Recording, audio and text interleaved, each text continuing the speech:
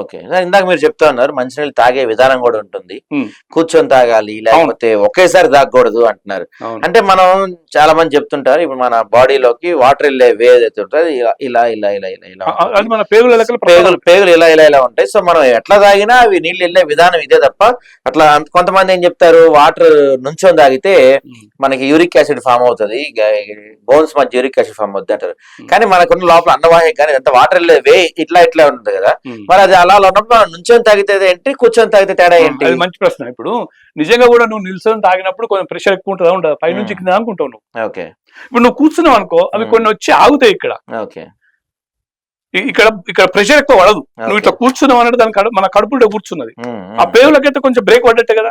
అదే నువ్వు ఇప్పుడు పూర్తిగా నిల్చున్నావు అనుకో, ఇంకా స్పీడ్ ఎక్కువ ఉండదు. నువ్వు కొనవీకలు నీళ్ళు వస్తేట్టుంటది, నువ్వు కొంచెం తక్కువ కొనవీకలు నీళ్ళు వస్తేట్టుంటది. ఆ ప్రెషర్ కోసం అని చెప్పేసి వాళ్ళు పెద్దలు చెప్పారు. అట్లా దాన్ని మనం ఫాలో అయితే బాగుంటది.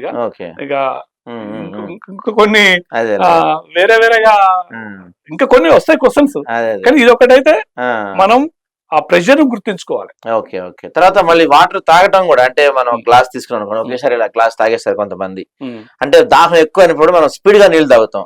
అలా స్పీడ్ గా తాగచ్చా, దాంట్లో కూడా ఏమన్నా విధానాలు ఉంటాయా? అదే అంటున్నా, స్పీడ్ గా తాగితే అది లటా లటా లోపలికి వెళ్ళిపోతాయి, ప్రెషర్ పడిపోతుంది. దాంతో పాటు కొంత గ్యాస్ వెళ్ళిపోతుంది మనకు లోపలికి.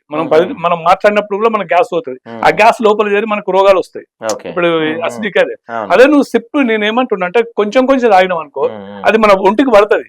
ఇప్పుడు నువ్వు బాగా ఒకటేసారి గ్లాసు నీళ్ళు తాగితే నీకు మూతం తొందరగా వస్తుంది.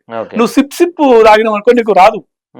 ఇది బాగా అబ్జర్వ్ చేయడం ఒకటి చిన్న లాజికల్ పాయింట్. అది ఇది నాకు మా యోగా క్లాసులలో ఫస్ట్ నేర్పించింది ఇదే. సో అయితే తాగేది కూడా స్పీడ్ గా కాకుండా మెల్లగా, టీ తాగినట్టు అయితే మనం చూస్తే మెల్లగా. మీరే లాజికల్ గా ఆలోచించండి. ఇప్పుడు గట్ట గట్ట గట్ట గట్ట తాగుతుంటే స్పీడ్ గా వెళ్ళిపోతా ఉంటాయి, దాంతో పాటు కొంత గ్యాస్ కూడా వెళ్తుంది. గ్యాప్ ఇవ్వకుండా తాగుతాం.